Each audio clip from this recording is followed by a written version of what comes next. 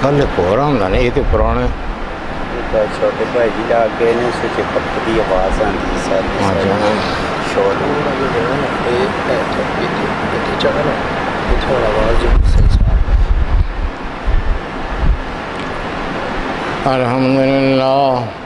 الحمد لله وسلام على عباده الذين اصطفى أما بعد فأعوذ بالله من الشيطان الرجيم بسم الله الرحمن الرحيم يا أيها الذين آمنوا إذا نودي للصلاة من يوم الجمعة فاسعوا إلى ذكر الله وذروا البيع ذلكم خير لكم إن كنتم تعلمون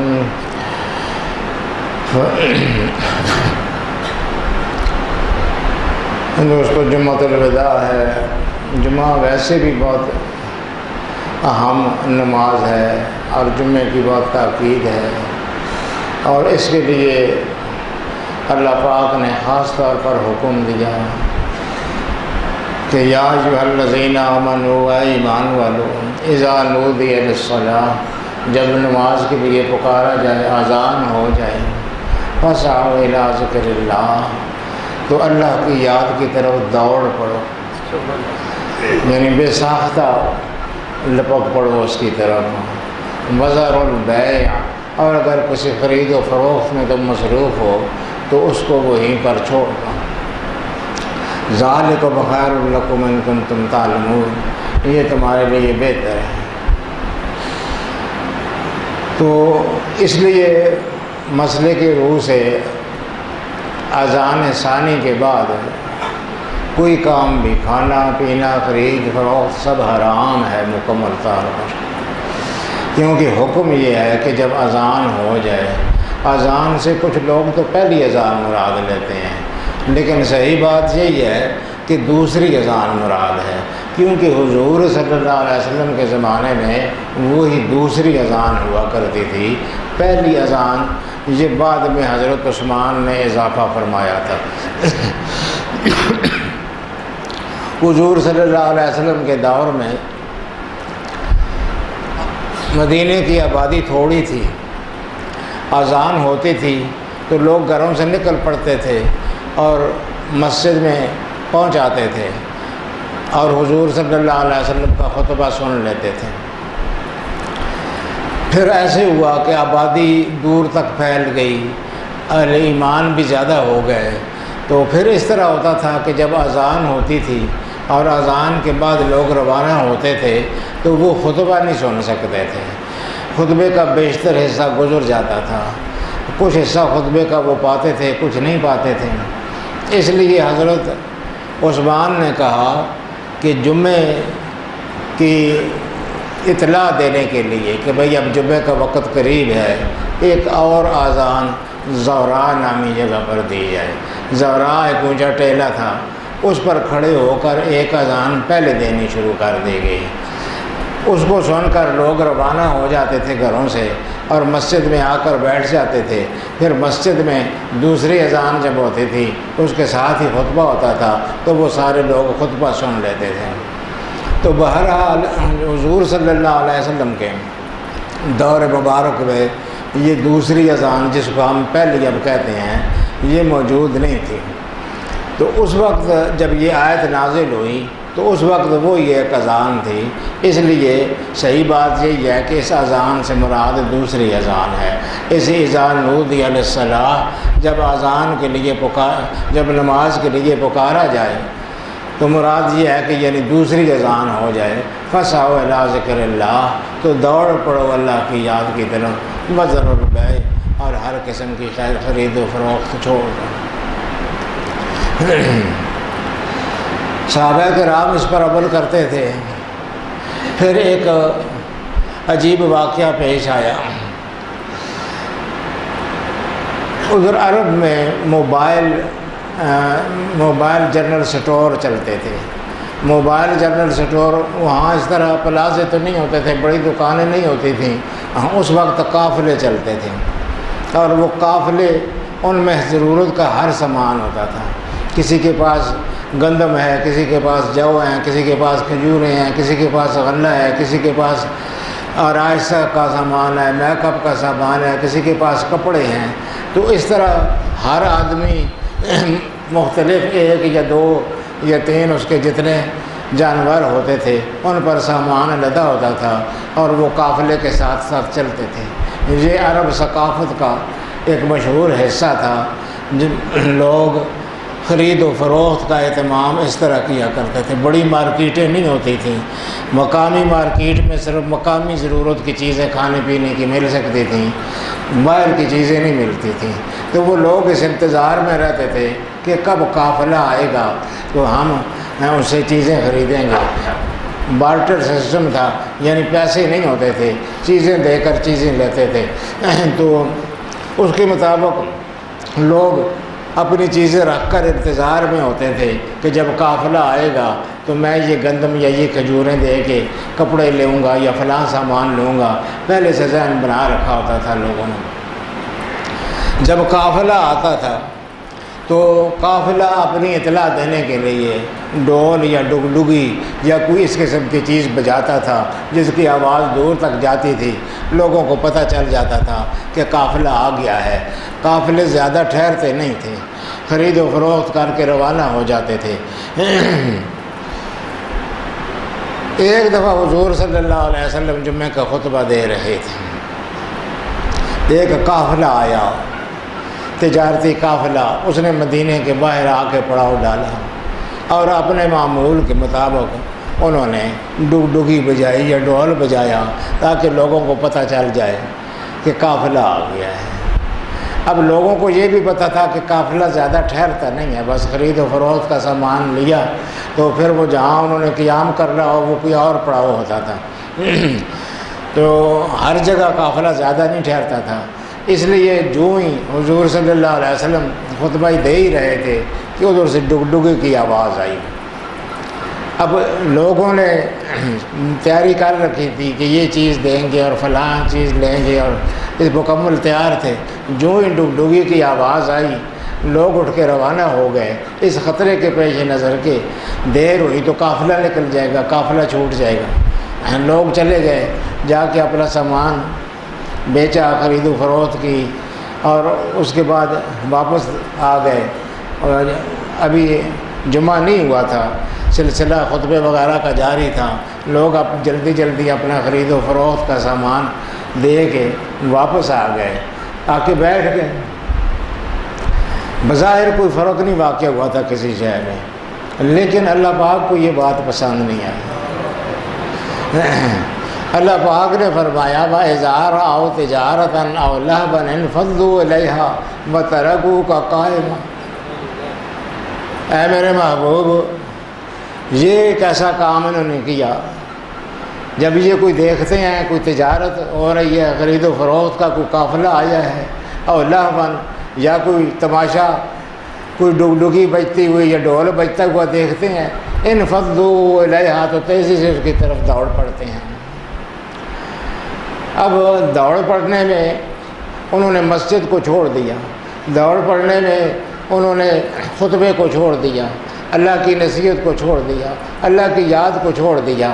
یہ ساری ہی چیزیں کہی جا سکتی ہیں، لیکن اللہ پاک کو یہ بات ناگوار جس بنا پر گزری، اس بنا پر نہیں گزری کہ میری یاد چھوڑ کے لوگ چل گئے، میری نصیحت، میرا ذکر جو ہو رہا تھا اس کو چھوڑ کر چل گئے، میرے بارے میں جو خطبہ دیا جا رہا تھا اس کو چھوڑ کر چلے گئے، میرے جو مسجد میرا گھر ہے اس کو چھوڑ کے تجارت کے لیے چلے گئے۔ اس بات پر ناراضگی نہیں ہوئی، ناراضگی اس بات پر ہوئی انفضوا الیہا وترکوک قائما، دیکھو ان کو کہ یہ کھیل تماشے کے لیے اور تجارت کے لیے چلے گئے، اور اے محبوب تجھے یہاں بیان کرتا ہوا کھڑا چھوڑ کے چلے گئے۔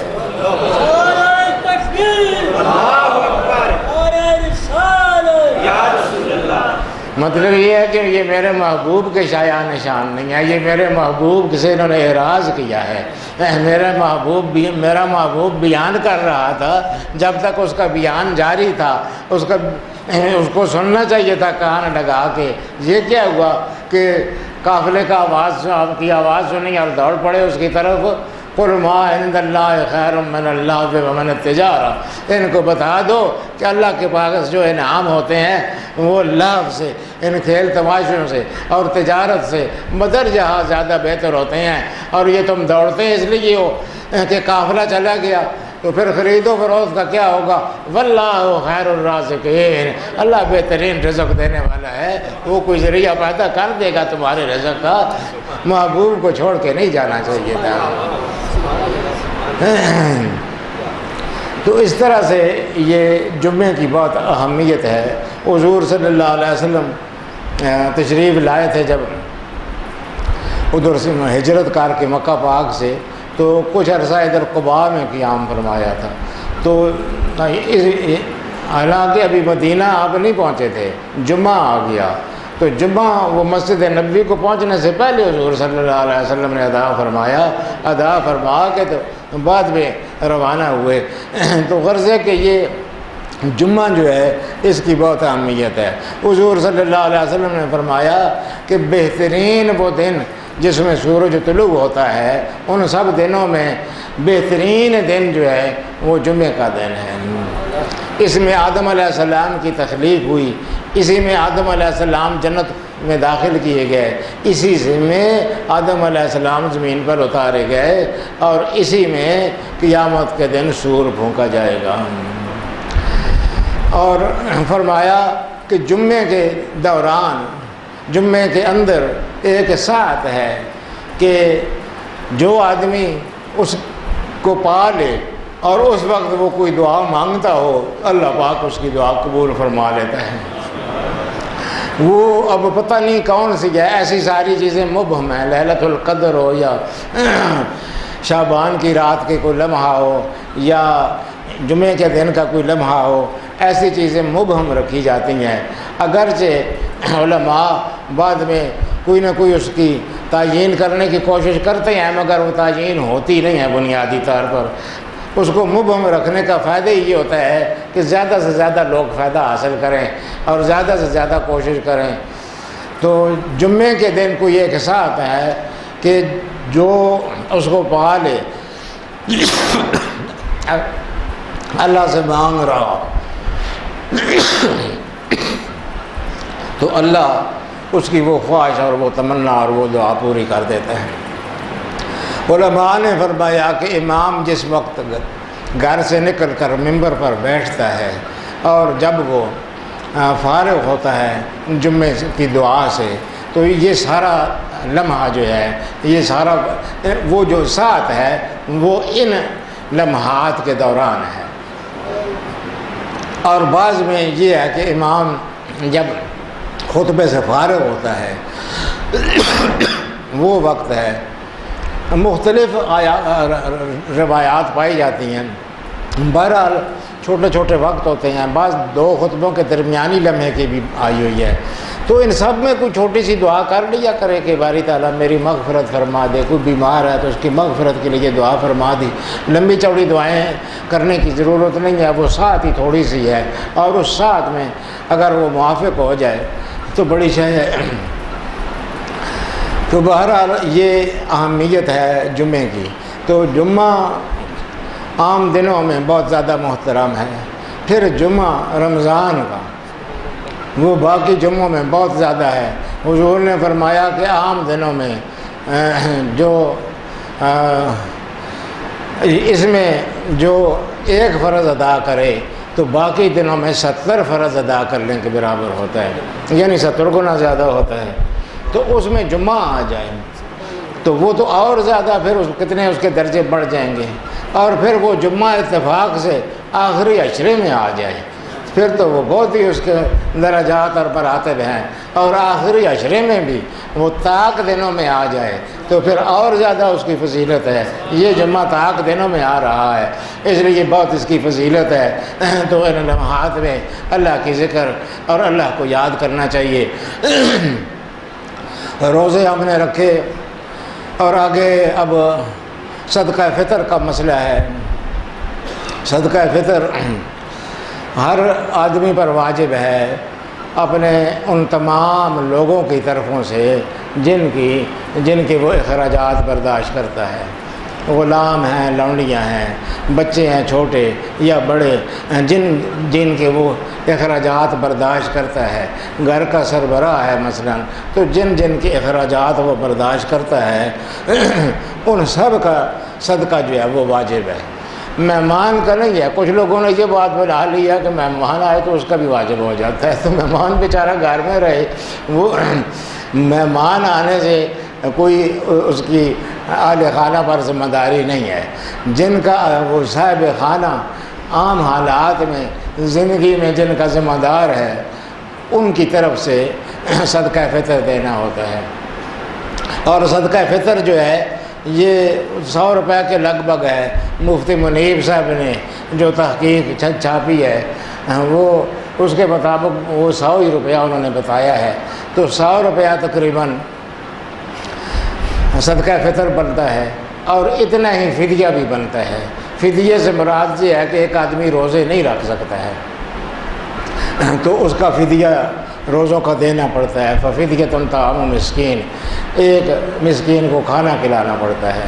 وہی جو صدقہ فطر کا مقدار ہے وہی مقدار فدیے کی بھی ہے، یعنی صدقہ فطر اگر 100 روپے ہے تو ایک روزے کا فدیہ یہ بھی 100 ہی روپے ہوگا۔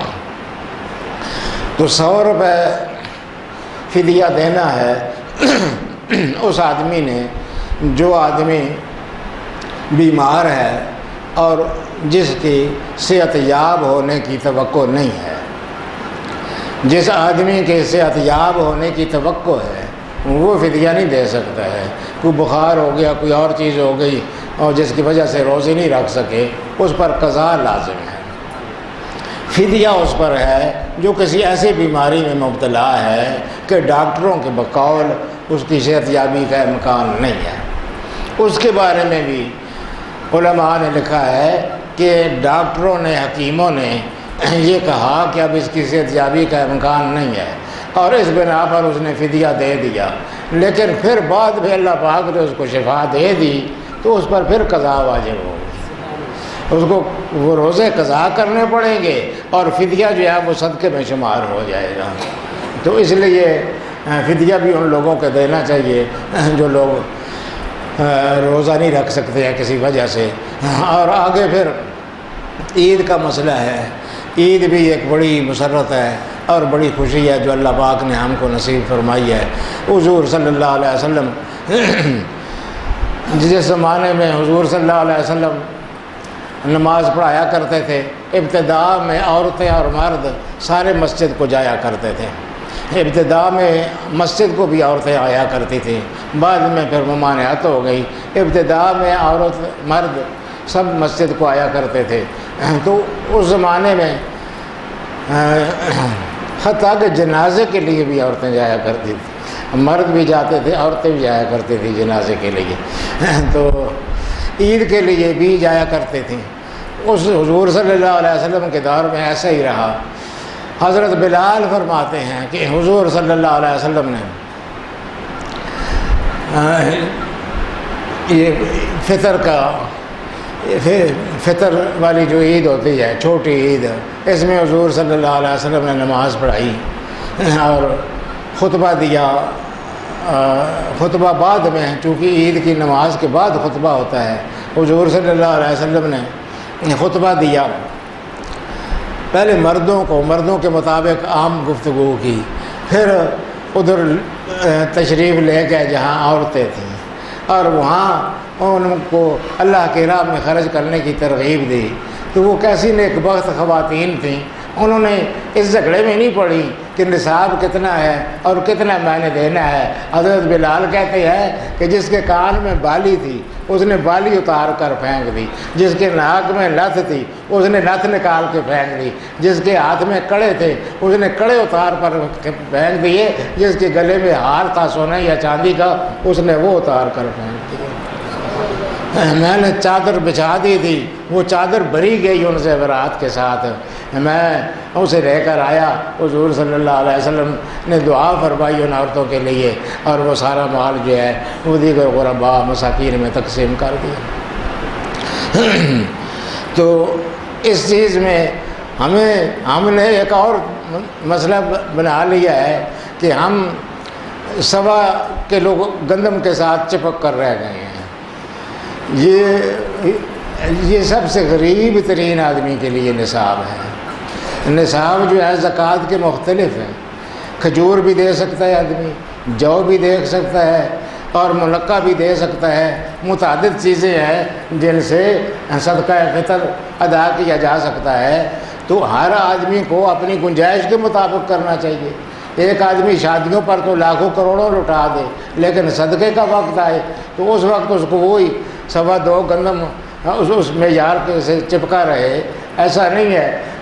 اپنی حیثیت کے مطابق، اگر آپ کی حیثیت جو دینے کی ہے آپ جو دے دیں، اگر آپ کی حیثیت کھجور دینے کی ہے وہ ہوتی بھی 1 سا ہے، وہ ساری 1 سا ہے۔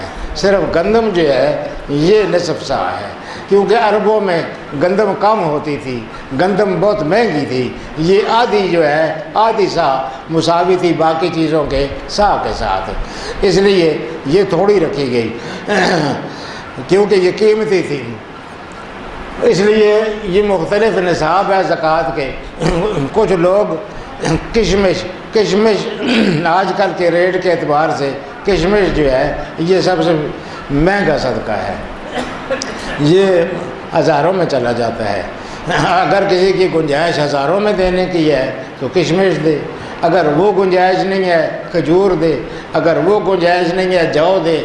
بالکل ہی بیچارہ رہا ہوا ہے اور اس کے اور وسائل نہیں ہیں تو وہ بے شک گندم کے حساب سے دے دے، لیکن گندم ہی کے ساتھ چپک جانا یہ کوئی درست بات نہیں ہے۔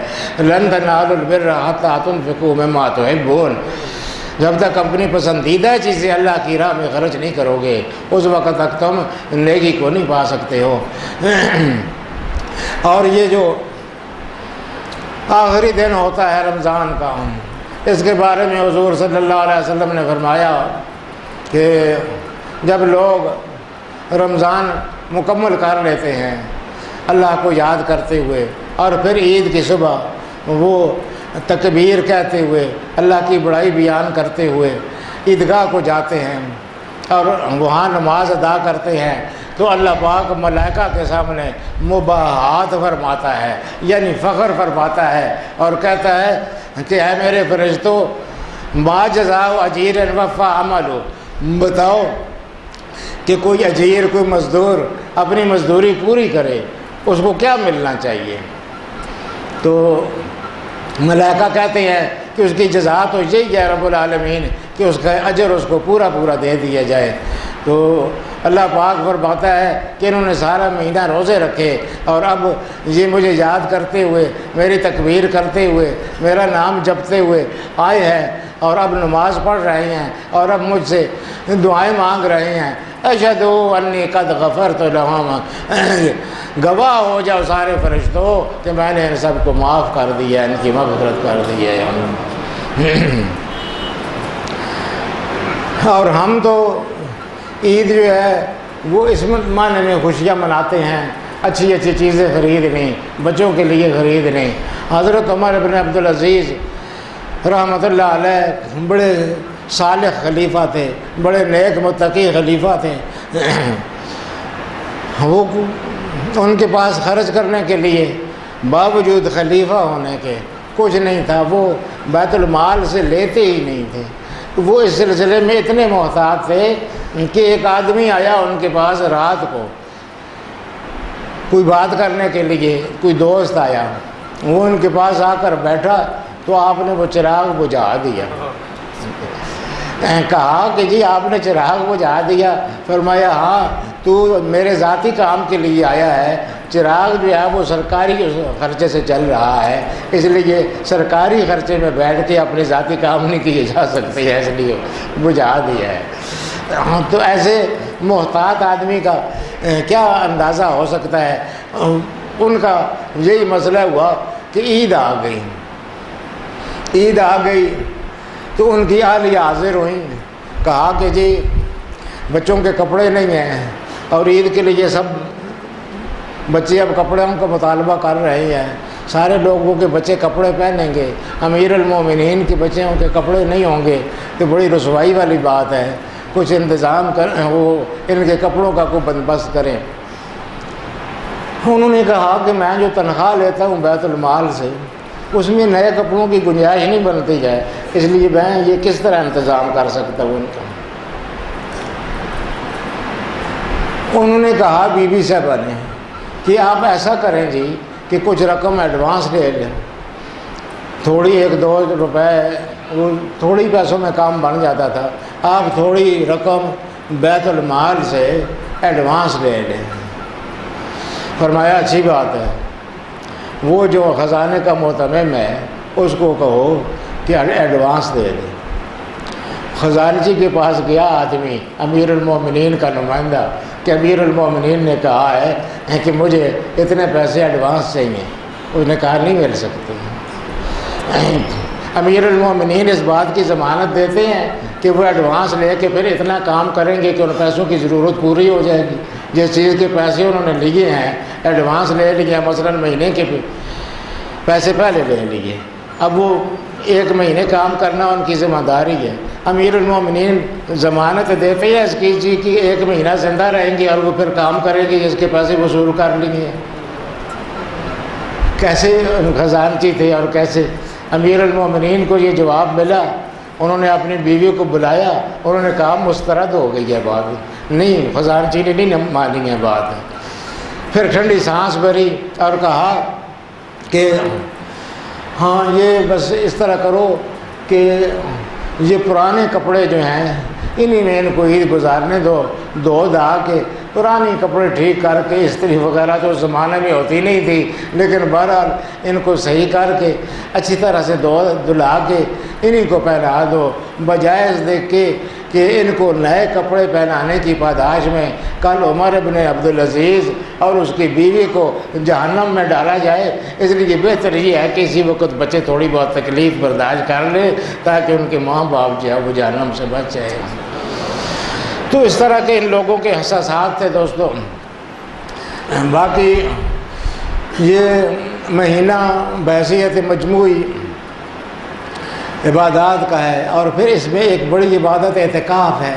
اعتکاف جس کے لیے لوگ بیٹھتے ہیں، اور ادھر مسجد میں بھی اللہ کے فضل سے لوگ دور دراز سے آ کر بیٹھے ہوئے ہیں، اور ہر جگہ اعتکاف کی سنت کا اجرا ہوتا ہے، اعتکاف کیا جاتا ہے۔ تو اعتکاف کا معاملہ جو ہے یہ بہت اہم اس لحاظ سے ہے کہ حضور صلی اللہ علیہ وسلم اعتکاف فرمایا کرتے تھے، اور اتنا اہتمام فرماتے تھے کہ ایک دفعہ نہیں اعتکاف فرما سکے تو پھر اگلے سال 20 دن اعتکاف بیٹھے۔ گویا حضور صلی اللہ علیہ وسلم اس کو ایک قسم کا لازم سمجھتے تھے اپنے آپ پر۔ صحابہ کرام میں بھی بعض بیٹھا کرتے تھے،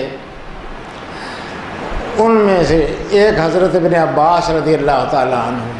حضرت ابن عباس حضور صلی اللہ علیہ وسلم کے عم مکرم ہیں، حضور صلی اللہ علیہ وسلم کے چچا ہیں، وہی حضرت عباس جن کے وسیلے سے حضرت عمر نے بارش کی دعا مانگی تھی، بہت عظیم ہستی ہیں۔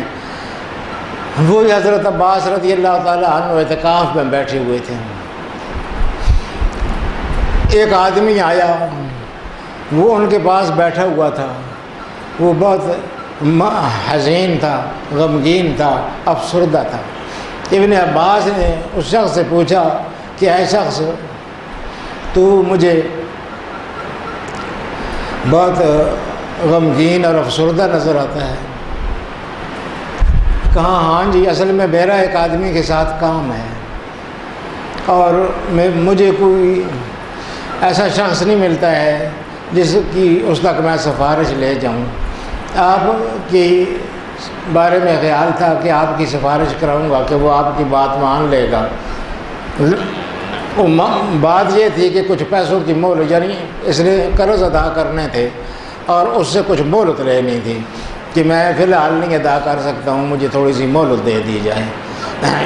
اس مقصد کے لیے اس نے کہا جی کہ میں تو اس مقصد کے لیے آیا تھا، پہلے جو بات اس کے ساتھ جو میرا پہلے نیٹا مقرر ہوا تھا وہ ختم ہو گیا ہے، اور اب میں اس کے آگے پابند ہوں کہ اس کی وہ چیز، اس کی رقم واپس کروں، لیکن میرے پاس رقم نہیں ہے۔ تو میں آیا تھا کہ آپ سے عرض کروں گا کہ آپ سفارش کر دیں، وہ کچھ دن آگے بڑھا دیں۔ فرمایا ہاں میں سفارش کر دیتا ہوں۔ جوتے اٹھائے اور چل دیے۔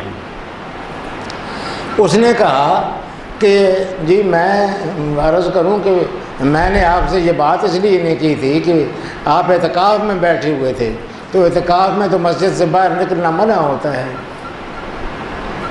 فرمایا ہاں یہ بات ٹھیک ہے، لیکن یہ جو صاحب قبر ہیں حضور صلی اللہ علیہ وسلم کی قبر انور کی طرف اشارہ کیا، میں نے ان سے یہ بات سنی ہے، اور اس کو زیادہ عرصہ نہیں گزرا کہ میرے ان کانوں میں حضور صلی اللہ علیہ وسلم کی اس بات نے رس کھولا تھا۔ حضور صلی اللہ علیہ وسلم نے فرمایا جو اللہ کے لیے ایک دن اعتکاف کرے، اللہ پاک اس کے درمیان اور جہنم کے درمیان 3 خندق میں فاصلہ کر دیتا ہے، اور وہ خندق اتنی بڑی ہوتی ہے کہ جتنی زمین اور آسمان کے درمیان فاصلہ ہے، ایسی 3 خندقیں اس شخص کے درمیان اور جہنم کے درمیان اللہ پاک بنا دیتا ہے۔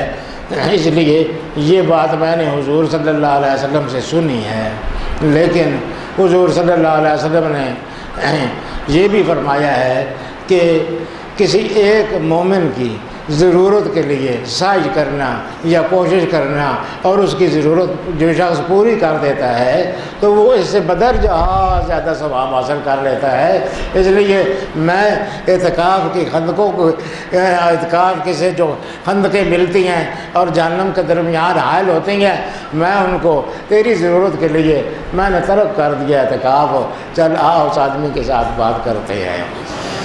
تو اصل بات یعنی جذبہ اعتکاف میں خدمت خلق بنیادی حیثیت رکھتا ہے۔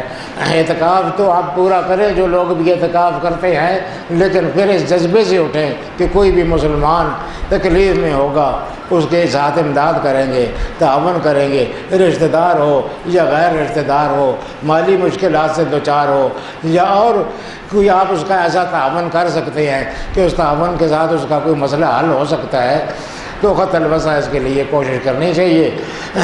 یہی سبق ہے اعتکاف کا، اور اعتکاف بنیادی طور پر ایک اللہ کے دربار میں پڑھ رہنا ہے، دائم پڑا ہوا تیرے در پر نہیں، غالب کا شعر ہے، دائم پڑا ہوا تیرے در پر نہیں ہوں میں۔ غالب کا اس لیے میں نے کہا کہ دائم سن کے آپ یہ نہ سمجھے میرا ہے شعر، دائم پڑا ہوا تیرے در پہ نہیں ہوں میں، خاک ایسی زندگی پہ کہ پتھر نہیں ہوں میں۔ غالب کہتے ہیں کہ میں ہر وقت تیرے در پر نہیں پڑا رہتا ہوں، دائم ہمیشہ تیرے در پر پڑا نہیں رہتا ہوں۔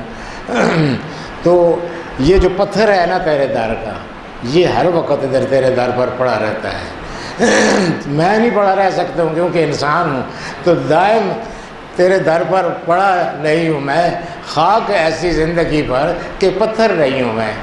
کتنے افسوس کی بات ہے، غالب انسان ہونے کی بجائے یہ پتھر ہوتا جو تیرے در پر پڑا ہوا ہے، ہر وقت تو اس کے پاس سے گزرتا تو کتنی اچھی بات ہوتی۔ تو یہ بندہ جو ہے یہ اللہ کے تصور میں کھو جاتا ہے، بیٹھ جاتا ہے، تنہائی میں اس کی طرف متوجہ ہو جاتا ہے، تو اپنے سارے ناطے توڑ کے، رشتے توڑ کے، تعلقات توڑ کے، بالکل منقطع ہو کے آ کے اللہ کے گھر میں بیٹھ جاتا ہے، تو اس پر اللہ پاک جو ہے وہ پھر خاص مہربانیاں فرماتا ہے، خاص جی ڈھونڈتا ہے پھر وہی فرصت کے رات دن، بیٹھے رہیں تصور جانا کیے ہوئے۔ اعتکاف سے جب لوگ اٹھ کر جائیں گے تو پھر ان کو یہ دن یاد آئیں گے، اور پھر وہ کہا کریں گے جی ڈھونڈتا ہے پھر وہی فرصت کے رات دن، بیٹھے رہیں تصور جانا کیے ہوئے۔ تو یہ محبوب حق تعالی اور محبوب محمد صلی اللہ علیہ وسلم ان کے یاد میں یہ بسر ہوتے ہیں، اللہ کی تسبیح پڑھی جاتی ہے، اللہ کی حمد و ثنا بیان کی جاتی ہے، اللہ کی عظمتیں بیان کی جاتی ہیں، مصطفیٰ صلی اللہ علیہ وسلم پر درود کے نذرانے پیش کیے جاتے ہیں، ان پر سلام پیش کیے جاتے ہیں۔ کوئی تصور جانا میں کھوئے 10 دن گزر جاتے ہیں۔ اللہ پاک ان متقین کی حاضری اس جذبے کے ساتھ قبول فرمائے۔ وآخر دعوانا الحمدللہ رب العالمین۔